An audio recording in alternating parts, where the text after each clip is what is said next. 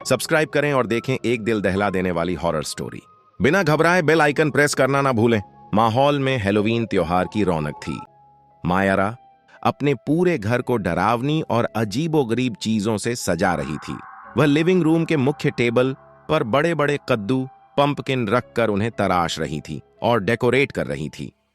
तभी उसकी 10 साल की मासूम बेटी मायशा दौड़ती हुई उसके पास आई।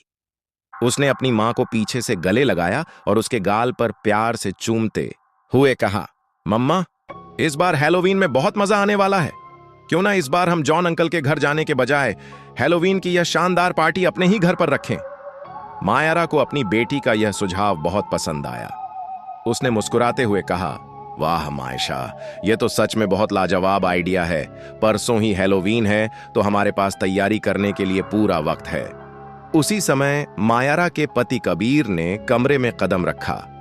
मायरा ने उसकी तरफ देखते हुए पूछा, कबीर, तुम क्या कहते हो इस बारे में? कबीर ने अखबार समेटते हुए प्यार से कहा, तुम दोनों को जो ठीक लगे मुझे मंजूर है। मायरा ने तुरंत योजना बनाते हुए कबीर से कहा, ठीक है, तो तुम कल बाजार से सजावट का कुछ और सामान, स्नैक्स और कोल्ड ड्रिंक्स ले आना। रात का स्पेशल डिनर तो मैं खुद घर पर ही तैयार कर लूंगी।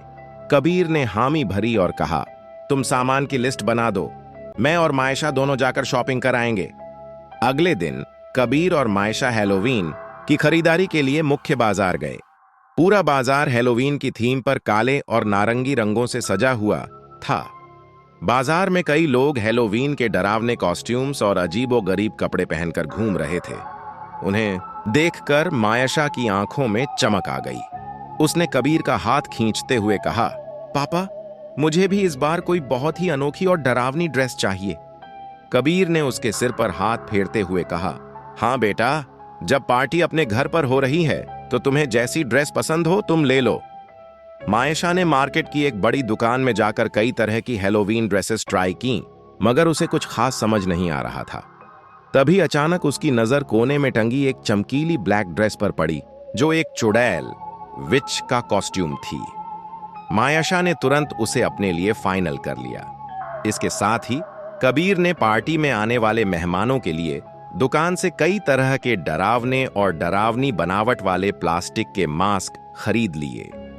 अगली शाम मायरा और कबीर के घर पर हैलोवीन की पार्टी शुरू हो गई। पार्टी में आए सभी मेहमान अलग अलग तरह के खौफनाक कॉस्ट्यूम्स और डरावने मास्क पहने हुए थे। मायशा अपनी ब्लैक विच ड्रेस में बहुत प्यारी और डरावनी लग रही थी। कबीर ने एक पिशाच वैम्पायर का भेष धरा था और मायरा परियों की रानी बनी हुई थी। सभी मेहमान ड्रिंक्स और स्नैक्स का लुत्फ उठाते हुए पार्टी का पूरा आनंद ले रहे थे। तभी कबीर के एक जिगरी दोस्त रौनित ने बीच में आकर सबका ध्यान खींचा और जोर से कहा, एवरीवन प्लीज अटेंशन।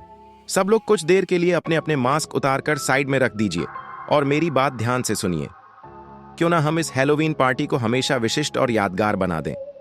यहां हम सभी सिर्फ नकली भूत प्रेत का नाटक कर रहे हैं। क्यों ना आज की रात सचमुच की किसी अनदेखी शक्ति या आत्मा को यहां बुलाया जाए। रौनित की यह बात सुनकर मायरा चौंक गई और बोली, क्या? तुम्हारा मतलब क्या है, आत्मा को बुलाया जाए? ये कैसा मजाक है? रौनित ने रहस्यमयी अंदाज में हंसते हुए कहा, मैं मजाक नहीं कर रहा हूं। कल ही मैं इंटरनेट पर सर्च कर रहा था कि हैलोवीन पार्टी को यादगार कैसे बनाएं।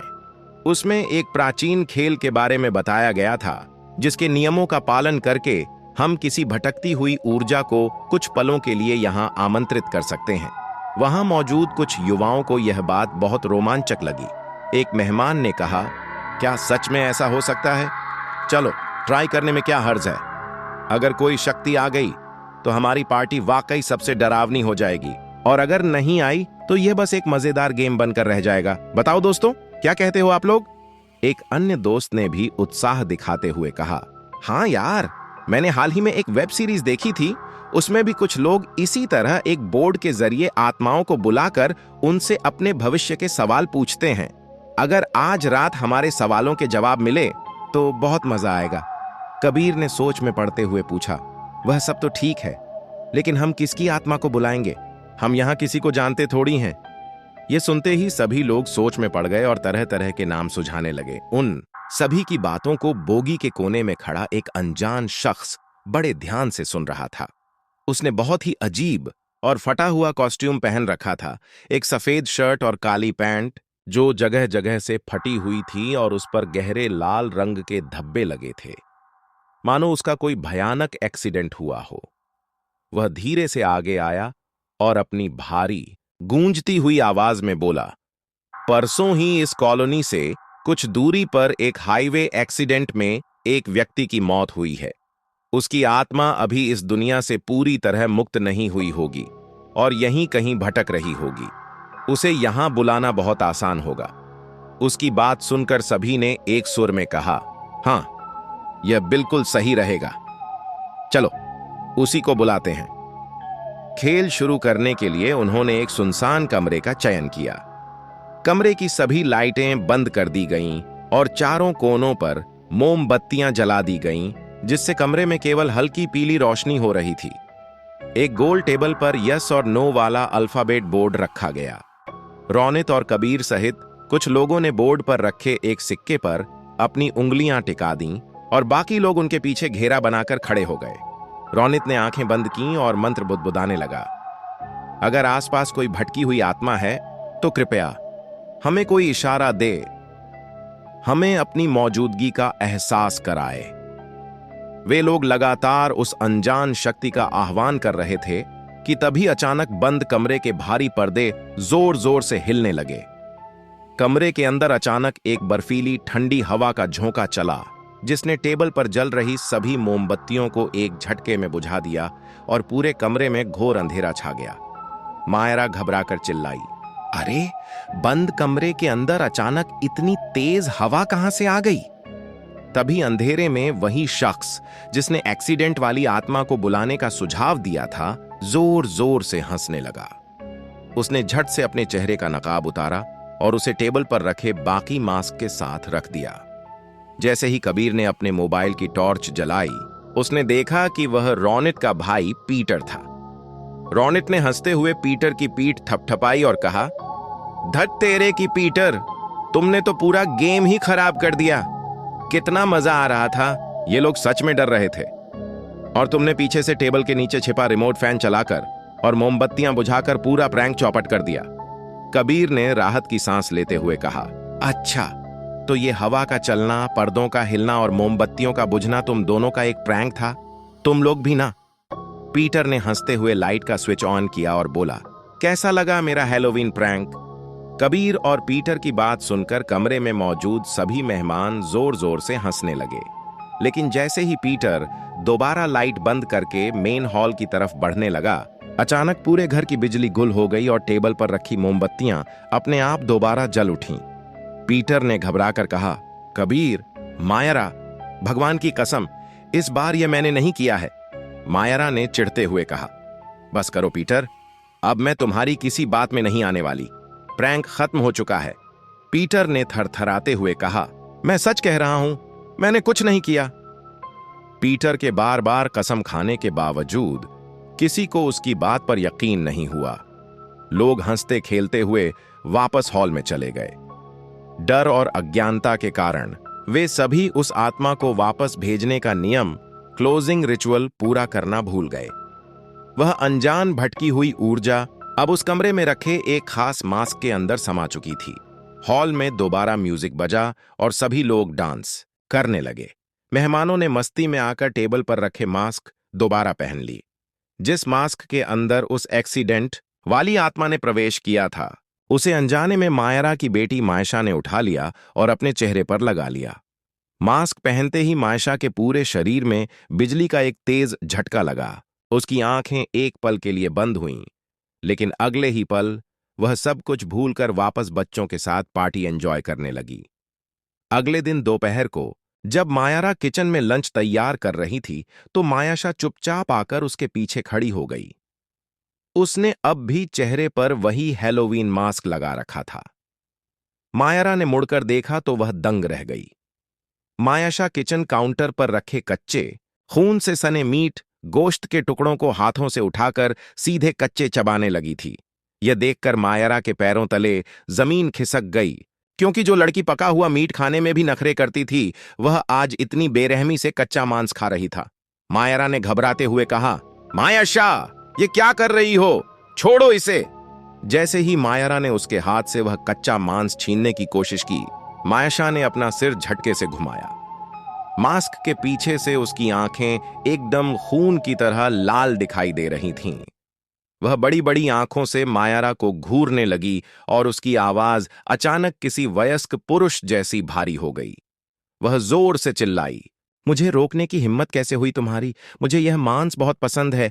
आइंदा मुझे खाने से रोकने की हिम्मत मत करना। इतना कहकर वह डरावने अंदाज में जमीन पर बैठ गई और नोच नोच कर उस कच्चे मांस को खाने लगी। मायरा डर के मारे कांपती हुई किचन के कोने में खड़ी हो गई।